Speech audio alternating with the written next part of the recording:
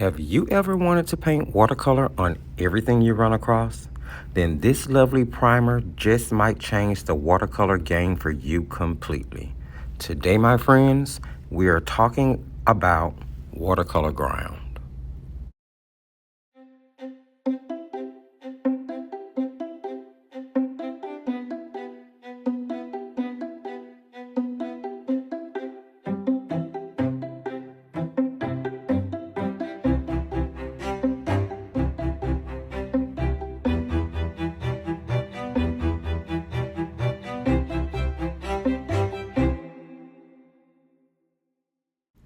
Watercolor grounds are acrylic-based primers designed to provide the perfect amount of absorbency and can be used to adapt almost any surface for watercolor painting.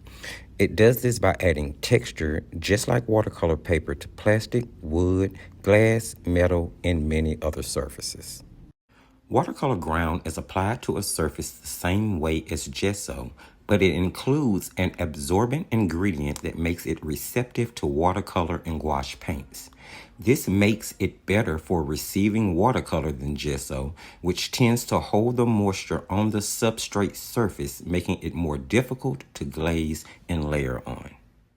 With all the information on watercolor ground in mind, I set out to create a project that I have never tried before.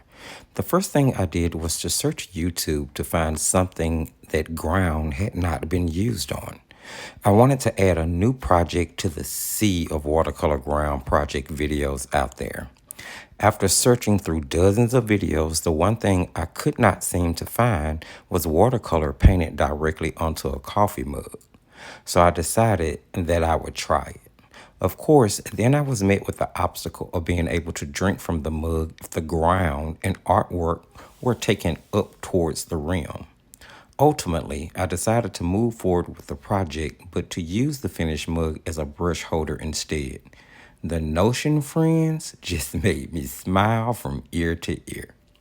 So to prepare the mug, I grabbed some painter's tape, an acrylic paintbrush, and a plastic tray.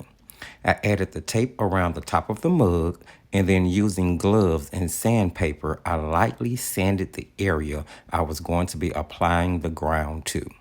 Using the tray to put out a small amount of the ground, I took my time and applied a thin, even layer all over the mug, starting at the tape, moving downwards towards the bottom of the mug.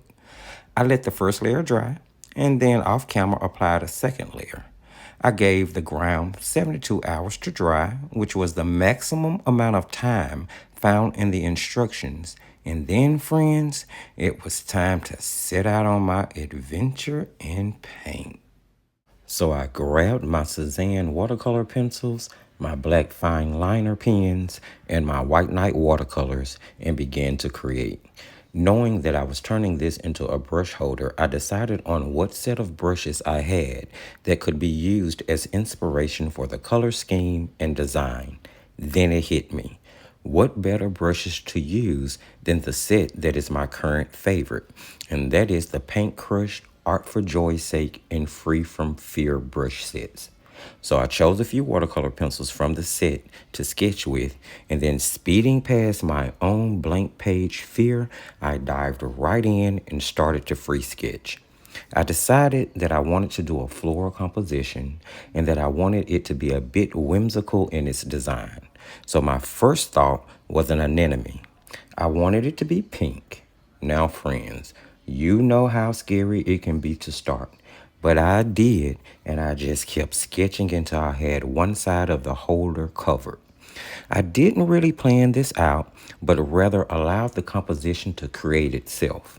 As I worked, I could tell right away that the paints were going to stick, and I was hoping that by covering the entire sanded area with the ground, I would be preventing it from lifting or chipping off of the project. I love the fact that just like on paper, the ground allowed me to layer and to glaze. Now there is a bit of a color shift no matter how mass tone your colors may be. But after I realized that, it was really easy to plan for and to offset.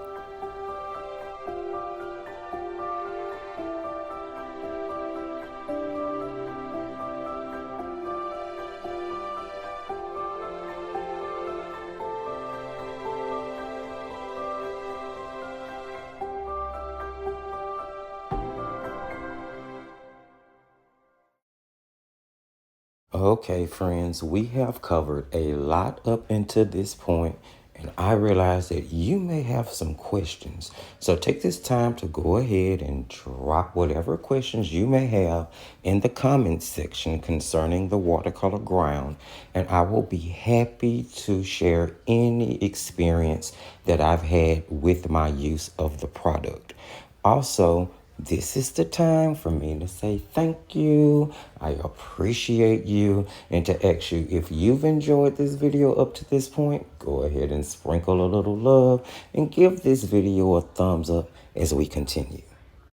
For the second side of the holder, I was a bit more confident and still a bit scared at the same time. However, I knew continuing to push past the fear was the only way to enjoy the process.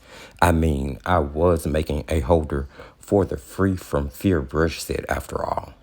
For this focal flower, I decided to paint a cone flower. This is only my second time attempting one of these, but I have always found them so beautiful, I just had to continue to try. I went with a purple violet color selection here, and to keep color harmony, I was sure to continue to use the same green mixture throughout the entire project. Once again, I found layering on the ground pretty easy. I love the fact that I was able to achieve color depth and even a bit of complexity on top of the ground. At this point, I wasn't sure if I wanted to attempt a flat wash for the background or if I would leave it white, letting the texture of the ground show through. Honestly, I really love the toothy feel that the ground gave to my project. I was continuously amazed at just how much it felt like I was painting on watercolor paper. Well, minus the fact that I was painting on a cylinder rather than a flat surface. As far as the paint set is concerned, I am using the White Knight's 12 tube color set. However, any watercolor set you want to attempt this with will be just fine. This for me was a wrapping up a series of field tests I was doing on this paint set to get ready for an upcoming comparison review video. I will be comparing the White Knight tube set to the White Knight full pan set. So be sure you subscribe and hit that notification bell so you won't miss that comparison video once it premieres. As far as the watercolor pencils go, again, any budget set will do. I used Cezanne, and you can find a review on the channel if you're interested. Just check under the Thrifty Review playlist and you will find it and many, many, many more. I was pleased that the colors of the pencils worked so well with colors of the paints, and this was just more proof that the paints worked really well in a mixed media environment. Now, I actually used Paintcrush brushes to paint this project since the holder would be for that brush set. You should know, however, that any Golden Taklon brush set will work for this project, and you can put whatever brushes you choose to in the holder once you have completed it. Once I had completed both the right and the left side of the brush holder, I decided to walk away and take a break. I always suggest, friends, that whenever you're in the midst of an intense project, it is okay to walk away, take a break, and give your mind a refresh. Come back to the project with fresh eyes. That way you may be able to see things that you were not able to see before. So I took about 24 hours and then I got right back into it to finish up my brush holder. To wrap up my project, I decided I would make a cluster of flower buds for my final flower image. Since this was a whimsical composition, the color I chose was not very important. Therefore, I went with a blue-green by laying down a wash of blue diluted with water to make it lighter first. Once that dried, I covered it with a wash of blue-green color I made from the cobalt blue, the ultramarine blue, and the yellow ochre. I felt like the color would go well between the pink of the anemone and the purple of the coneflower. For the greenery, I made sure it connected the rest of the project and used the same greens that I have been using the entire time for the leaves and the stems. Along the way, I did mix varied amounts of either the cad yellow or yellow ochre to slightly shift the appearance of my greens.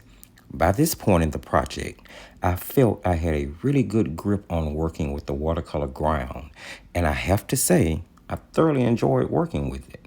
I will most definitely be incorporating it into regular rotation with my art creation. This product, if nothing else, is a wonderful glue, so to speak, to tie watercolor painting to, well, almost anything you can think of.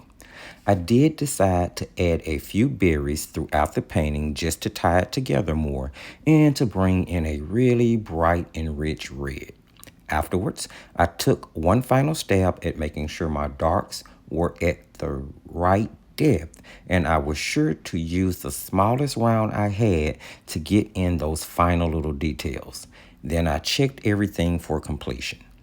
Afterwards, I allowed the project to dry completely for 24 hours, and then I took to it with a couple of coats of Krylon Caramel Varnish to protect it.